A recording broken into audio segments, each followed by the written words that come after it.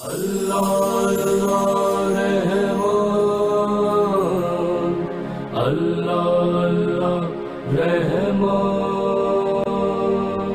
اللہ اللہ رحمان۔ بسم اللہ الرحمن الرحیم۔ السلام علیکم ناظرین، آپ دیکھ رہے ہیں پروگرام ماہ رمضان معرف قرآن میں، آپ کا میزبان محمد ارسلان فاروق۔ ناظرین، کل ہم نے گفتگو کی تھی زکوٰۃ اور خمس کے موضوع کے اوپر، آج اسی کی کنٹینیوٹی ہوگی، لیکن اس کے اندر ہم دو تین چیزیں اور ایڈ کریں گے۔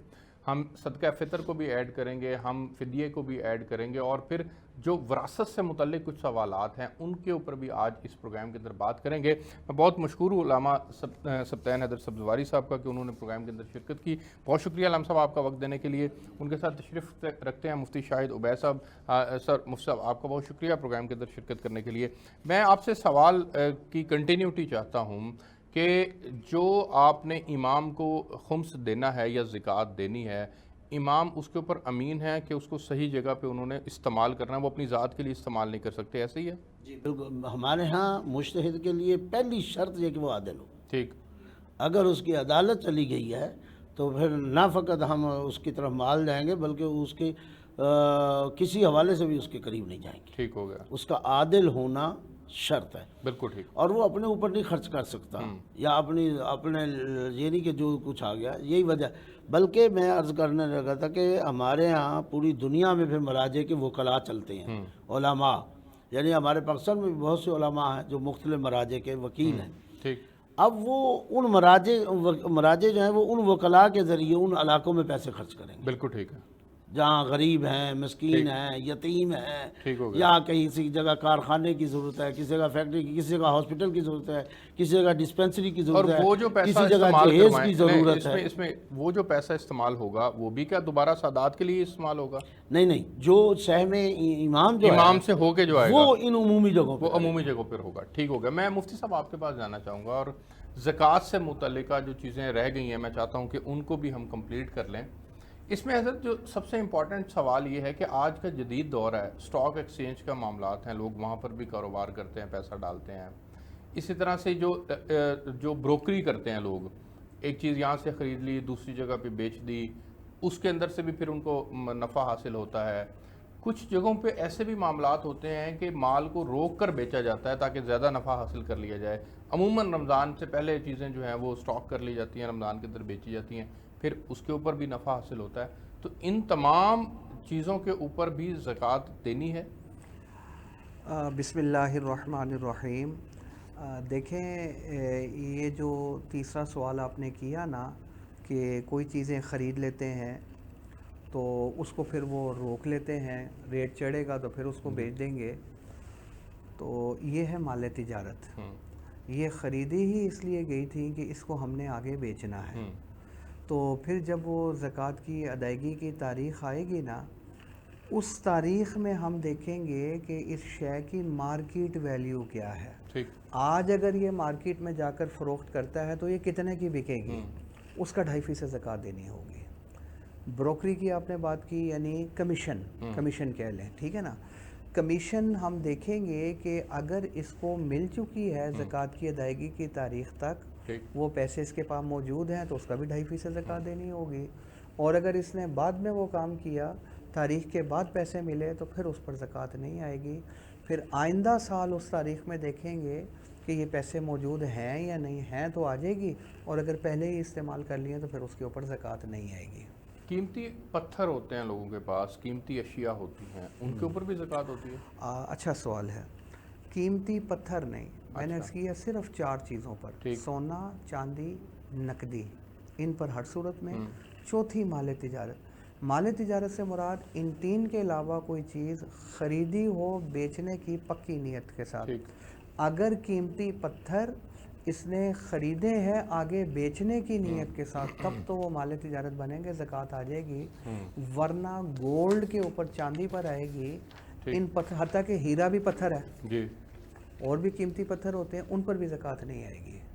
وہ ایک ہی صورت میں آئے گی جب خریدے ہوں آگے بیچنے کے لیے، تجارت کے لیے، اب وہ مال تجارت بنیں گے، اب زکوٰۃ آئے گی، ورنہ زکوٰۃ نہیں آئے گی۔ اچھا حضرت، اس میں یہ بتائیے گا کہ جو آدمی زکوٰۃ ادا نہیں کرتا وہ کتنا بڑا گناہ کا مرتکب ہو رہا ہے؟ اس کی سزا کیا ہے؟ بہت اچھا سوال. دیکھیں زکوٰۃ تو اللہ تعالیٰ نے فرض کی ہے اور اس کی ادائیگی ضروری ہے. جو شخص یہ ادا نہیں کرتا اس کے بارے میں بڑی سخت اور شدید قسم کی وعیدیں وارد ہوئی ہیں. چوتھے پارے کی آیت ہے وَلَا يَحْسَبَنَّ الَّذِينَ يَبْخَلُونَ بِمَا آتَاهُمُ اللَّهُ مِنْ فَضْلِهِ هُوَ خَيْرٌ لَهُمْ. ہرگز گمان نہ کرنا ان لوگوں کے بارے میں، ہرگز وہ لوگ گمان نہ کریں جو بخل کرتے ہیں. اللہ تعالیٰ نے اپنے فضل سے جو مال عطا کیا ہے نا اس میں بخل کرتے ہیں، زکوٰۃ ہی نہیں دیتے. بھئی ہمارے پیسے کم ہو جائیں گے، ہمارا مال کم ہو جائے گا، اور وہ یہ سمجھتے ہیں کہ ہمارے لیے یہ بہتر ہے بخل کرنا. وہ بالکل وہ بخیل لوگ یہ گمان نہ کریں یہ بخل ان کے لیے بہتر ہے زکوٰۃ نہ دینا. بل ہوا شر لہم، ان کے لیے بدترین ہے. یہی مال قیامت والے روز سیطوقون ما بخلوا بہ، جس مال کا یہ بخل کرتے تھے نا، زکوٰۃ نہیں دیتے تھے، یہ ان کے گلے کا طوق بن جائے گا. پھر حدیث میں آتا ہے، غالباً نسائی شریف میں وہ روایت موجود ہے کہ اس حدیث کی تفسیر اور تشریح وہ بن سکتی ہے روایت کہ وہ جو طوق ہے وہ گنجے اور زہریلے سانپ کی شکل میں ہوگا جو ان کے گلے میں لپٹا ہوا ہوگا. اور حدیث کے الفاظ ہیں، حضور صلی اللہ علیہ وسلم فرماتے ہیں کہ وہ یوں بولے گا وہ سانپ انا کنزک انا مالک، میں ہوں تیرا خزانہ جس کی تو زکوٰۃ ادا نہیں کرتا، میں ہوں تیرا مال جس کی تو زکوٰۃ ادا نہیں کرتا. اور وہ ڈسے گا. ایک غلطی جو بڑی غلطی ہے آپ کے پروگرام کے توسط سے، یہ تو وہ لوگ جو زکوٰۃ نہیں دیتے. ایک وہ لوگ ہیں جو زکوٰۃ دیتے ہیں لیکن پوری نہیں دیتے، وہ ایک اندازے سے زکوٰۃ دے دیتے ہیں، سمجھے. ان کے بارے میں بھی روایت موجود ہے حضور صلی اللہ علیہ وسلم کی کہ ایک شخص زکوٰۃ دیتا ہے لیکن 1 درہم نہیں دیتا، باقی ساری دے دیتا. اس دور میں درہم چلتا تھا، آج روپیہ چل رہا ہے. سمجھو آج کل کے حساب سے 1 روپیہ نہیں دیتا، باقی ساری دے دیتا ہے. حضور صلی اللہ علیہ وسلم فرماتے ہیں یہ بھی اس کی تباہی اور بربادی کے لیے کافی ہے. اچھا سمجھے. اس لیے اندازے سے نہیں دینی، آپ نے حساب لگا کر دینی ہے. سونا موجود ہے، آج اس کی مارکیٹ ویلیو کیا ہے، اس کا 2.5% کیا بنتا ہے. چاندی آج مارکیٹ ویلیو 2.5% کیا. کرنسی کتنی ہے پاس، لوگوں سے لینا کتنا ہے، آج اس کا 2.5% کیا بنتا ہے. حساب لگا کر دینی، حساب لگا کر دینی ہے. اور اچھا مفتی صاحب اب سوال امپورٹنٹ اس سے اگلا یہ ہے کہ دینا کس کس کو ہے؟ اچھی بات ہے، کس کو دینا ہے. جی جو شخص جس کے پاس سونا، چاندی، نقدی، مال تجارت، 4 چیزیں وہی ہو گئی. 5ویں چیز ہے ضرورت سے زائد سامان. وہ اتنا نہ ہو کہ ان 5 کو اگر ہم جمع کریں تو وہ نصاب تک پہنچتا ہو قرضہ مائنس کرنے کے بعد. سمجھ آئی بات؟ اچھا. اب مثال پیسے ہم دیکھیں گے کتنے، سونا جو ہے اس کی مارکیٹ ویلیو کیا وہ کتنا، چاندی کتنی، مال تجارت، ضرورت سے زائد سامان، نصاب تک تو نہیں پہنچتا. معاشرے کے اندر سفید پوش لوگ بے شمار ہوتے ہیں جن کے کاروبار خراب ہو گئے ہوتے ہیں، جن کے مسائل ہوتے ہیں، مقروض ہو جاتے وہ ہیں. مقروض ہو جاتے ہیں. تو مقروض کو دے سکتے ہیں نا. اب لیکن گھر موجود ہے ان کے پاس، اب گھر کی مالیت بھی 1 کروڑ سے زائد ہے. ضرورت سے زائد سامان. گھر ایک ضرورت کی چیز ہے، ٹھیک. آپ کا اے سی ضرورت ہے، آپ کی موٹر سائیکل، آپ کی اگر گاڑی بھی ہے وہ آپ کی ضرورت کی چیز ہے. ٹھیک. موبائل بھی ظاہر ہے وہ آج کل کی ضرورت ہے آپ کی. کپڑے یعنی آپ نے پہنے، جس کے پاس گھر، گاڑی، اے سی موجود ہے لیکن اس کے پاس کاروبار کے پیسے نہیں ہیں، گھر میں کھانے پینے کے پیسے نہیں ہیں، اس کو زکوٰۃ لگ سکتی ہے. بالکل. ضرورت سے زائد سے مراد یہ ہے کہ گھر تو چلو ہو گیا، گاڑی بھی ہے یا موٹر سائیکل ہے، اے سی لگا ہے، فریج پڑی ہے، یہ ضرورت کی چیزیں ہیں. فرض کر لو وہ کہتا ہے میں نے ایک پلاٹ بھی لے کر رکھا ہوا ہے، کہ یہ پلاٹ رکھا ہوا بعد میں دیکھیں گے کام آ جائے گا، بچی کی شادی میں آ جائے گا، یا دیکھیں گے کیا کرنا ہے. ہم کہیں گے پلاٹ ضرورت سے زائد ہے بھائی، ٹھیک ہو گیا، تمہیں زکوٰۃ نہیں لگتی، تم اس کو بیچ کر اپنی ضرورت پوری کرو. باقی گھر کے بیچنے کا نہیں کہیں گے، تو گھر کو بیچ کے کیا وہ سڑک پہ آ جائے گا؟ وہ ضرورت کی چیز ہے. فریج ضرورت ہے، ظاہر ہے ٹھنڈا پانی پینا ہے. اے سی، پنکھا، موٹر سائیکل یا جو بھی سواری ہے وہ ضرورت ہے. ضرورت سے زائد سامان کو ہم دیکھیں گے، ٹھیک ہو گیا، اس کو دیکھیں گے، اور اس کے بعد اس کے قرضے کو بھی دیکھیں گے. ٹھیک. فرض کر لو اس کے پاس ضرورت سے زائد سامان موجود ہے جی 10 لاکھ روپے کا، لیکن وہ کہہ رہا 25 لاکھ میرے اوپر قرضہ چڑھا ہوا ہے. ہم کہیں گے اس کو زکوٰۃ دے سکتے ہیں، کیونکہ اس کے پاس جو ہے وہ کم مالیت ہے، قرضہ زیادہ چڑھا ہوا ہے. اچھا تو اس لحاظ سے پھر یہ شخص جو ہے یہ اب اچھا ہمارے مفتی صاحب اس میں ایک سوال اور بھی ہے کہ زکوٰۃ سید کو نہیں دی جا سکتی، ہاں اس کی کیا وجہ ہے؟ اس کی وجہ یہ ہے کہ سید چاہے جتنا مرضی غریب ہو، جتنا مرضی غریب ہو، اس کی میں وجہ ذکر کرتا ہوں نا۔ وجہ یہ ہے کہ زکوٰۃ جو ہے نا اس کو سمجھیں کہ زکوٰۃ مال کی میل ہے۔ آپ نے شروع میں ذکر کیا نا زکوٰۃ کا معنی ہے پاکیزگی، طہارت۔ کیا مطلب؟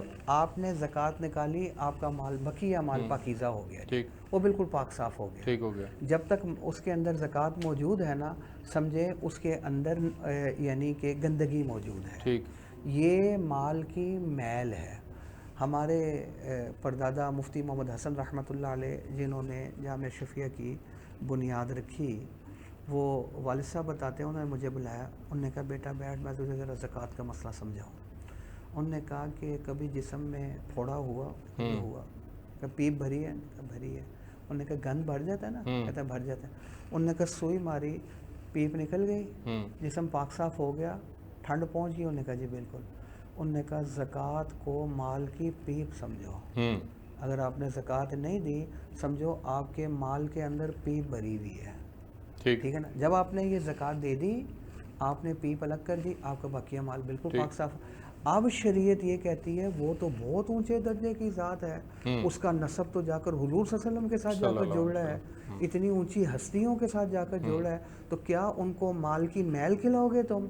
ان کو بھئی ہدیے دو، ان کو گفٹ دو، ان کو تحفے دو، ٹھیک ہو گیا، آپ ہدیہ اور نفلی تحفہ صدقہ ان دے کو دینا سکتے چاہیے، ہیں، بالکل ٹھیک ہے۔ لیکن اگر آپ کہیں کہ میں نے ان کو زکوٰۃ دینی ہے تو وہ زکوٰۃ میل وہ زکوٰۃ نہیں ہو سکتی۔ آخری بات، بریک پہ جانا ہے مجھے، جی پلیز میں وہ یہ بات مکمل کر لوں۔ آخری بات یہ ہے، چلیں اب بریک سے آ جائیں، میں بریک سے واپس آتا ہوں تو پھر اور بھی گفتگو ہے اس کو آگے کریں بڑھائیں گے۔ میں خمس کے حوالے سے بھی کچھ ایک دو چیزیں ہیں وہ میں ڈسکس کروں گا، اور پھر ہم فطرانہ کے اوپر بات کریں گے، اور پھر آگے کچھ جائیداد سے متعلقہ، بچیوں کی جائیداد سے متعلقہ وراثتی مسائل ہیں اس کے اوپر بھی بات کریں گے۔ بریک لیتے میں ساتھ رہے گا۔ اللہ اللہ رحمان، اللہ اللہ رحمان، اللہ اللہ رحمان،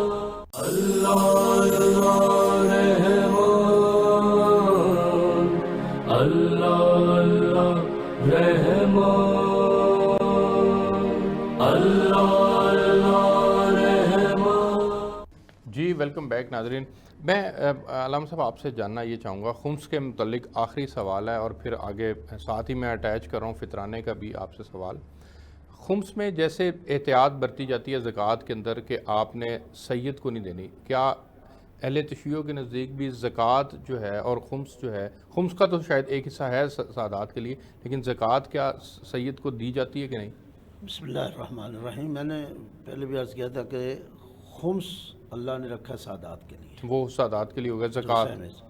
زکوٰۃ جو غیر سادات کی جی ہے وہ سادات کو نہیں دی جا سکتی، ٹھیک ہو سید کی زکوٰۃ سید کو دی جا اچھا سکتی ہے ہمارے ہاں، ٹھیک ہو سید کی سید کو دی جا سکتی ہے، البتہ غیر سادات کی۔ ایک اور مسئلہ یہاں بڑا اہم ہے جو بیان کرنے والا ضروری ہے کہ جو سادات پر صدقہ حرام قرار دیا گیا ہے وہ صدقہ واجب ہے۔ یہ بہت سی غلط فہمی عام لوگوں میں پائی جاتی ہے کہ وہ ہر قسم کے صدقہ کو سادات پر حرام سمجھ لیتے ہیں۔ ہر قسم کا صدقہ خیرات سادات پر حرام نہیں ہے، فقط دو چیزیں صدقہ واجب کہلاتی ہیں، وہ حرام ہے غیر سادات کا سادات پر، وہ ایک زکوٰۃ ہے اور دوسری زکوٰۃ فطرہ ہے۔ یہ واجب ہے، زکوٰۃ بھی واجب ہے اور زکوٰۃ فطرہ بھی واجب ہے، یہ جو غیر سید کی سید پر حرام ہے۔ ویسے اگر کوئی آپ صدقہ نکالتے ہیں، آپ خیرات نکالتے ہیں، وہ سید کو آپ دے سکتے ہیں، ٹھیک ہو گیا، یہ دی جا بالکل سکتی ٹھیک ہے۔ ہے۔ فطرانہ کتنا ہے، اس کا نصاب کیا ہے؟ فطرانہ ہمارے ہاں جی اس کو 3 کلو دیکھنا پڑے گا، جو آپ جنس کھا رہے ہیں، مثلا آپ گندم کھا رہے ہیں تو 3 کلو گندم، ٹھیک، اگر آپ چاول کھا رہے ہیں تو 3 کلو چاول، جو جنس آپ کھا رہے ہیں اس جنس کو 3 کلو آپ نے دینا ہے فی کس، ٹھیک، فی یا وہ جنس نکال دیں یا اس کی قیمت دے دیں۔ اگر کوئی چاول کھاتا ہے تو وہ 3 کلو چاول کی قیمت دے گا، اگر کوئی کھجور کھاتا ہے، بعض جگہوں پہ کھجور تو وہ کھجور دے گا 3 کلو، اگر کوئی مچھلی وقت کھاتا ہے تو وہ مچھلی کی دے گا، اگر کوئی گندم کھا رہا ہے وہ گندم کی قیمت۔ اور وہ کتنا ہے، مالیت کیا ہے اس کی؟ 3 کلو، مال پیسوں میں وہ کتنا ملے پیسوں میں اس کی بازار کی موجودہ قیمت دیکھی موجودہ جائے گی۔ قیمت، اچھا۔ فرض کریں آج گندم جو ہے میں فرض کر لیتا ہوں کہ کہتے ہیں کہ 20 روپے کلو ہے، ٹھیک، تو 60 روپے 60 روپے فی کس 3 کلو کا لگائے نا، ٹھیک، 60 روپے ہو جائے گا، 60 روپے ہو جائے گا ٹھیک ہے، فی آدمی، ٹھیک ہو گیا۔ اور وہ دینا کس کو ہے؟ ہاں وہ دینا اسی جگہ ہی ہے، اچھا، یعنی جو مستحقین ہیں، غریب ہیں، مسکین ہیں، یتیم ہیں، بیوہ ہیں، ہاں جی، ایسے افراد عمومی ہیں، مجموعہ، اپاہج ہیں، عمومی جو لوگ ہیں، ٹھیک، یا ایسے ہاسپٹل ہیں، ادارہ جات ہیں، میں اپنی بات اپنے فکر ایسے ہیں جو بیمار لوگ ہیں، ان کو نہیں علاج کروا سکتے، ہاں جی، ان کو بھی دیا جا سکتے ہیں، اداروں کو بھی دیا جا سکتا ہے ہمارے یہاں۔ خمس اور زکوٰۃ وہ بھی کیا اس طرح کی NGOs کو دی جا سکتی ہے آپ کے ہاں؟ خمس سہم امام وہ بھی مجتہد کرے گا، مجتہد کرے تو کرے، ہاں، آپ وہ نہیں کر میں نہیں سکتے، کر ٹھیک ہو گیا، مجھے سہم سعادات کو پہنچانا ہے سعادات تک، ٹھیک، افراد تک، ہاں، وہ میں کسی NGO یا مسجد یا مدرسہ یا ہاسپٹل نہیں دے سکتا۔ اور جو سہم امام ہے وہ مجھے مجتہد تک، یا اگر میں چاہتا ہوں اس سے اجازت لوں، اگر وہ مجھے اجازت دیتا ہے، میں کہتا ہوں جناب یہاں ہاسپٹل بن رہا ہے اور لوگوں کی ضرورت ہے، یہاں غریب لوگ ہیں، مسکین ہے، ہاسپٹل کوئی نہیں ہے، اور وہ مجھے اجازت دیتے ہیں، اور جتنا اجازت دیں گے، کتنے فیصد دیتے ہیں اجازت، آیا 10% دیتے ہیں یا پورا کہتے ہیں آپ 10 لاکھ آپ کے پاس ہے، یہ ٹھیک ہے کر لیں ادھر، یا اس میں 5 لاکھ آپ کریں، 5 لاکھ مجھے بھیجیں، وہ اگر جو اجازت دیں گے تو وہ ہو سکتا ہے۔ اچھا، آپ کے ہاں اپنی مرضی کوئی نہیں کر سکتے۔ فدیہ کی رقم کتنی ہے، وہ اس کا نصاب کیا ہے؟ فدیہ سے اگر آپ کا مراد روزے کا ہے، کہ روزے کا، اگر انسان روزہ نہیں رکھتا تو ایک مد طعام ہے، ایک مد طعام، اس کا آسان ہم یہ کہتے ہیں کہ جو وہ کھانا کھاتا ہے وہ ایک کھانے کی قیمت جو وہ ادا کرے، ٹھیک ہو گیا، یعنی 100 روپے میں اگر وہ کھانا کھا لیتا ہے تو ایک 500 روزے میں کا، کھاتا ہے، کوئی 100 میں کھاتا ہے، ویسے 6 چٹانگ کہا جاتا ہے ایک مد طعام اس حوالے سے، لیکن عموماً آپ چل رہا ہے کہ ٹھیک ہے جو ایک کھانا کھاتا ہے، اگر کوئی 100 والا کھانے والا وہ 100، جو 500 والا کھانے والا ہے وہ 500، اس طریقے سے تو وہ کمپنسیشن ہو گئی اس کی۔ لیکن اس میں فدیہ بھی اس البتہ صورت میں ہے کہ روزہ اگر کسی مجبوری میں چھوڑا تو مجبور، ہاں اگر یہ بہت اچھا ہے، جی، اگر اس نے توڑ دیا ہے جی، تو پھر اس کے پاس 3 چیزیں ہیں، 3 میں سے ایک کرے گا، اور وہ بھی ایک کے بعد دوسری آ سکتی ہے، دوسری کے بعد تیسری آئے گی، مرضی نہیں کر سکتا۔ پہلی بات یہ ہے کہ اگر توڑتا ہے جان بوجھ کے نہیں رکھتا، ایک غلام آزاد کرے، اگر غلام آزاد نہیں کر سکتا تو پھر 2 مہینے مسلسل روزے رکھیں، 2 مہینے مسلسل، اگر 2 مہینے روزے بھی نہیں رکھ سکتا تو پھر 60 غریبوں مسکینوں کو کھانا کھلائے، ٹھیک ہو گیا۔ یہ 3 چیزیں ہیں، 3 میں سے ایک کرنا۔ میں آگے بڑھنا چاہوں گا، مفتی صاحب آپ کے پاس جانا چاہوں گا، فطرانے کی آپ کے ہاں نصاب کیا ہے، کس کو دینا ہے، اس کے اوپر بھی گفتگو ہو جائے، اور فدیے کے اوپر بھی میں چاہوں گا کہ آپ اس کے اوپر بھی روشنی ڈالیے گا، اس کا نصاب کیا ہے؟ صدقہ فطر جو ہے، فطرانہ سے مراد صدقہ فطر ہے، اور یہ صدقہ فطر واجب ہے، اس کی ادائیگی ضروری ہے، ہر صاحب نصاب شخص اپنی طرف سے بھی اور اپنی نابالغ اولاد کی طرف سے بھی نکالے گا، ٹھیک ہو گیا، گھر کا سربراہ، جی گھر کا بڑا ٹھیک ہو گیا، اپنی طرف سے، اور اپنے جو نابالغ بچے ہیں ان کی طرف سے بھی نکالے گا۔ کون؟ صاحب نصاب شخص جس پر زکوٰۃ فرض ہے، وہ اپنی طرف سے بھی نکالے گا اور اپنے نابالغ بچوں کی طرف سے بھی نکالے گا، یعنی کہ جس کے اوپر زکوٰۃ فرض نہیں ہے اس کے لیے فطرانہ بھی نہیں ہے، وہ اس کے ذمہ فطرانہ دینا نہیں ہے، اچھا، وہ تو خود فطرانہ لے سکتا ہے، وہ تو مستحق زکوٰۃ بن گیا، ٹھیک ہو گیا، وہ تو آخر یعنی کسی کو دینا فطرانہ بھی ہر مسلمان کے لیے دینا فرض نہیں ہے، جس کے پاس سونا، چاندی، نقدی، ٹھیک ہو، کرنسی، مال تجارت اور ضرورت سے زائد سامان، وہ اتنا ہو جو نصاب تک پہنچتا ہو 88,000 تک، ٹھیک ہے نا جی، اس کے اوپر فطرانہ بھی اسی پر واجب ہے، قربانی بھی اسی پر واجب ہے، ٹھیک ہو گیا نا جی۔ تو وہ جس پر فطرانہ واجب ہے وہ اپنی طرف سے بھی دے گا اور اپنے نابالغ بچوں کی طرف سے بھی دے گا۔ اب آپ کا سوال کتنا دے گا؟ گندم یا آٹا میں سے اگر وہ دینا چاہ رہا ہے تو وہ 1.25 کلو ہے، ٹھیک ہے۔ آج کل کا ریٹ بھی ہم نے سہولت کے لیے اس کا نکالا ہوا ہے، وہ تقریباً 160 روپے، 160 روپیز آٹے کا ریٹ 1.25 کلو، ٹھیک ہے نا جی، تھوڑا بہت اوپر نیچے ہو جاتا ہے لیکن یہ وہ رقم ہے کہ اس میں وہ ادا ہو جائے گا، ٹھیک ہے جی۔ اور اگر کوئی شخص یہ چاہتا ہے کہ مجھے مزید ثواب ملے وہ جو کے اعتبار سے دے دے، اور جو کے اعتبار سے 425 روپے فی کس بنتا ہے فطرانہ، ٹھیک ہے۔ اگر اللہ تعالیٰ نے کسی کو مزید وسعت دی ہوئی ہے، کیونکہ جتنا گڑ ڈالیں گے اتنا میٹھا، جتنا زیادہ دیں گے اتنا زیادہ ثواب ہوگا، تو وہ پھر 1225 روپے کھجور کے اعتبار سے 3.5 کلو کھجور کی قیمت، درمیانی کھجور کی قیمت 1225 روپے، ٹھیک ہو گیا۔ مزید اگر ثواب کمانا چاہتا ہے کشمش کے لحاظ سے بھی دے سکتا ہے، اور اس کی قیمت 2170 روپے ہم نے وہ پتہ لگائی ہے جو بنی ہے، اور وہ اگر کتنے کے جی مزید پر ہے؟ کرنا چاہتا ہے 3.5 کلو، 3.5، اچھا، باقی ساری چیزیں 3.5 کلو ہیں گندم اور آٹے کے علاوہ۔ اچھا باقی رہ گیا، اگر اللہ نے کسی کو نوازا ہوا ہے تو وہ اگر اجوا کھجور کے اعتبار سے دے دے، اس کا ثواب بہت ہی زیادہ ہے، وہ پھر ایک شخص کا فی کس بنتا ہے 8,750 روپے، 3.5 کلو اجوا کا، ٹھیک ہے نا جی، یہ ہو گیا فطرانہ۔ اور اس کا رمضان المبارک کے اندر ہی دینا ضروری ہے کس کا؟ فطرانے کا؟ وہ تو عید کے بعد بھی دے سکتے ہیں، اچھا، بہتر اور مستحب یہ ہے کہ عید کے لیے جب ہم جا رہے ہوتے ہیں نا تو اس وقت اس کی ادائیگی کر دی جائے، ٹھیک ہو گیا۔ باقی رہ گیا فدیہ، اور وہ دینا کس کو ہے؟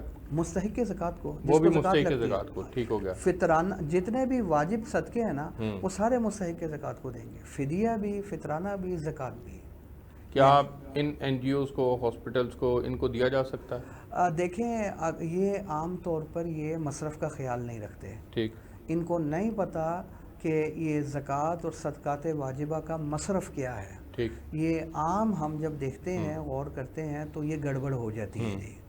تو اب اس لیے کہ جن کے اوپر اعتماد نہیں ہے کہ وہ اس مصرف کا وہ خیال نہیں کریں گے، یا ان کو مصرف کا پتہ ہی نہیں ہے، تو ایسی جگہوں پر دینے سے احتیاط کرنی چاہیے۔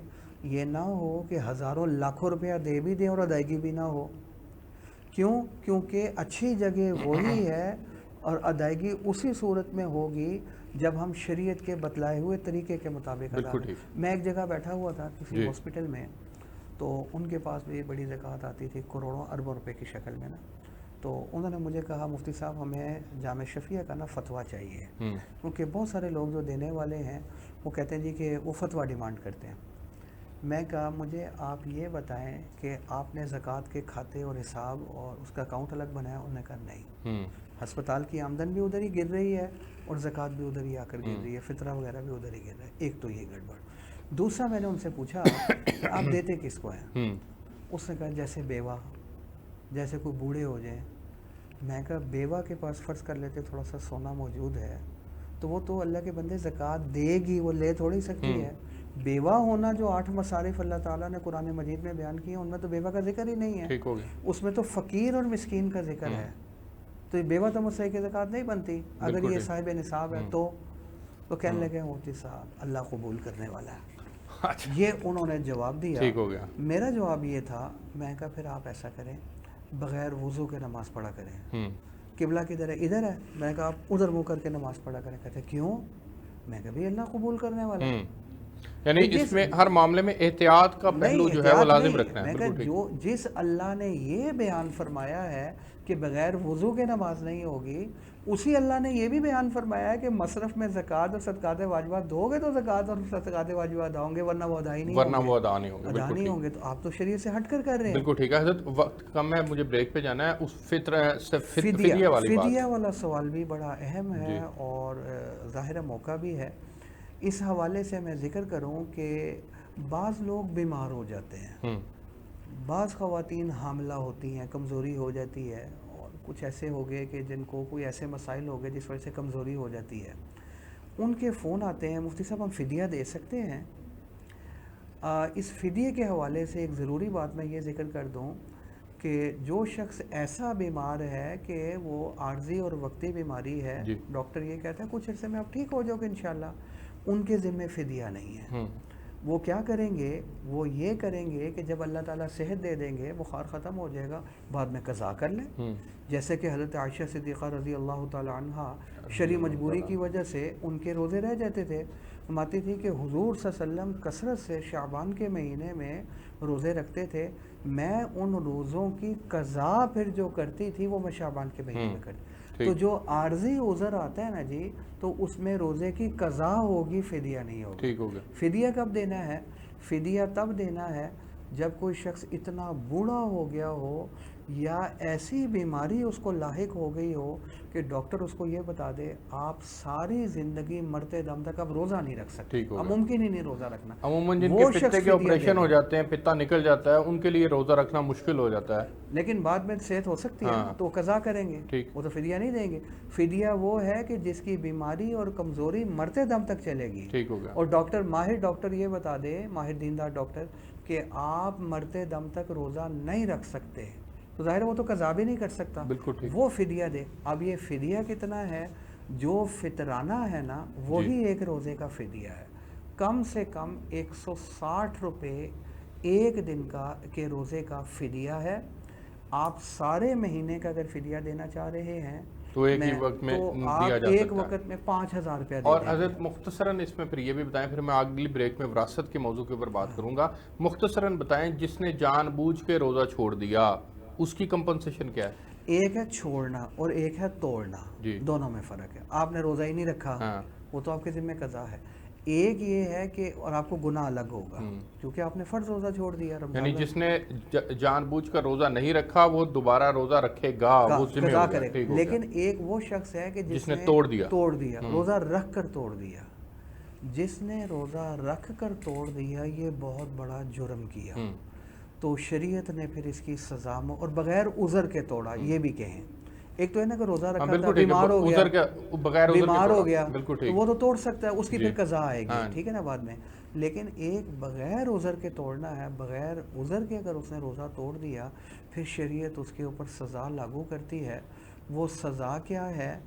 وہ آج کل تو غلام ظاہرہ موجود نہیں ہے، تو وہ سزا پھر یہ ہے کہ 60 روزے مسلسل وہ رکھے گا، ایک روزہ بھی بیچ میں سے مس نہیں کر سکتا، اگر بیچ میں مس کر دیا دوبارہ سے 60 رکھے۔ اچھا ٹھیک ہے، یعنی مسلسل روزے۔ وہ ایک صحابی تھے نا، ان سے غلطی ہو گئی، یہ ایک روزے کے بدل ہے، ایک روزے کی سزا جو ملے گی کفارے کی شکل میں وہ 60 مسلسل روزے ہیں۔ اور اگر ایک ہی رمضان میں 4-5 روزے ایسے ہو گئے وہ تو پھر وہ یعنی اس کو بولتے ہیں کہ پھر وہ تداخل ہو جائے گا، یعنی ایک ہی رمضان میں اگر ایسا ہوا تو اس کو 60 ہی رکھنے پڑیں گے، 60 ہی رکھنے پڑیں، وہ ایک ہی جرم تصور ہو جائے گا، لیکن روزے توڑ دیے اس نے۔ خیر 60 مسلسل روزے اور ایک قضا والا روزہ، تو اس لحاظ سے 61 روزے آ جائیں گے، 61 روزے آ جائیں گے، بالکل ٹھیک ہے۔ مجھے ایک بریک پہ جانا ہے جی، میں بریک سے واپس آتا ہوں تو پھر وراثت سے متعلق ایک اہم موضوع ہے جس کے اوپر ہم پروگرام کے اندر بات کریں گے کہ عموماً بچیوں کو ان کے شرعی جو حق ہے اس سے محروم رکھا جاتا ہے، اس کی اسلام کے اندر کوئی گنجائش موجود ہے یا نہیں؟ ایک بریک لیتے ہیں، میرے ساتھ رہیے۔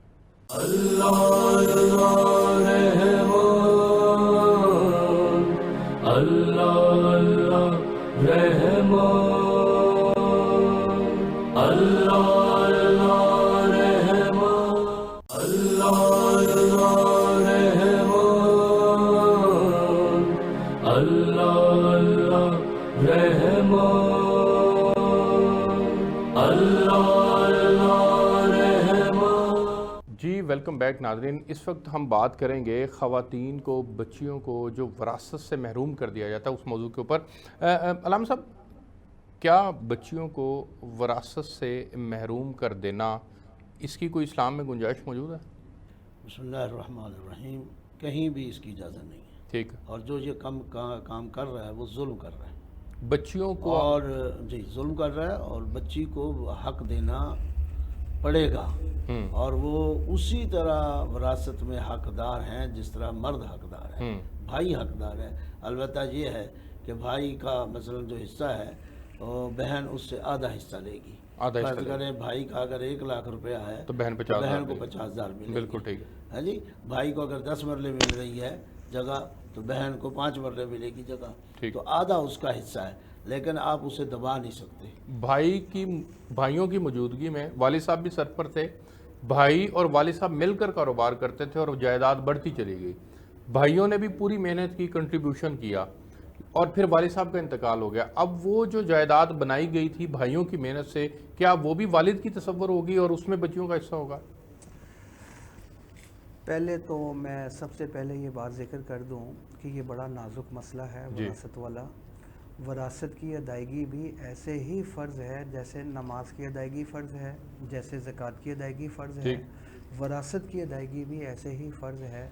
ہمارے ہاں عام طور پر بچیوں کا حصہ مار دیا جاتا ہے، ان کو نہیں دیا جاتا. بچیاں ہوں یا بچے ہوں، ہر ایک کا پورا پورا وراثتی حصہ ان تک پہنچانا اور نماز کی طرح فرض ہے.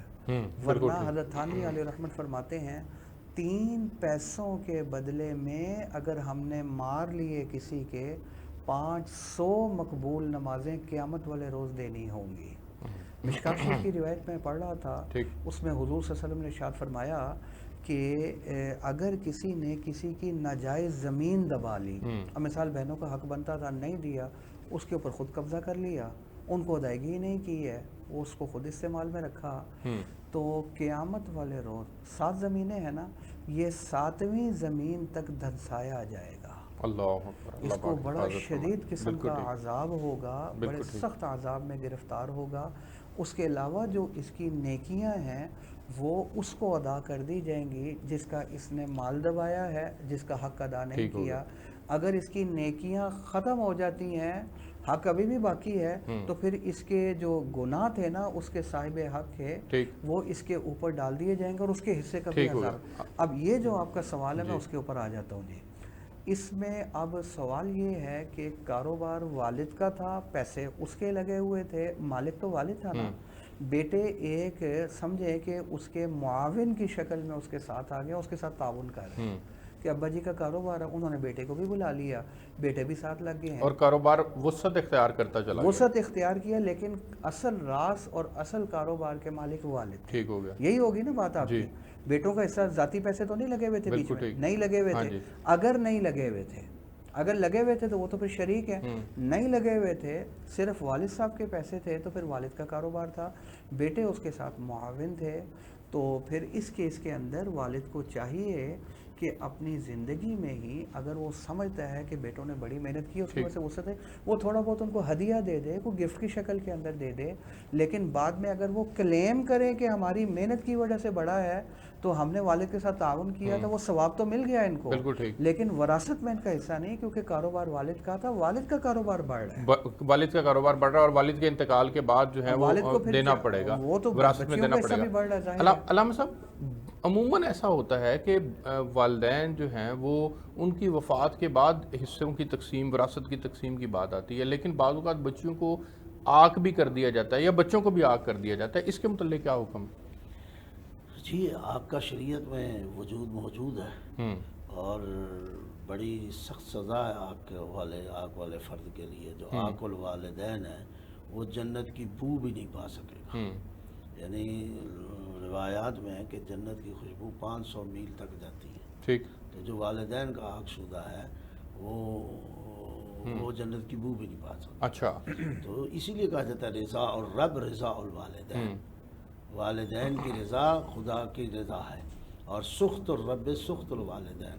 والدین کی ناراضگی ہی میں اللہ کی ناراضگی ہے. ٹھیک. تو آگ جو شدہ ہے وہ پھر میراث بھی نہیں پا سکے گا.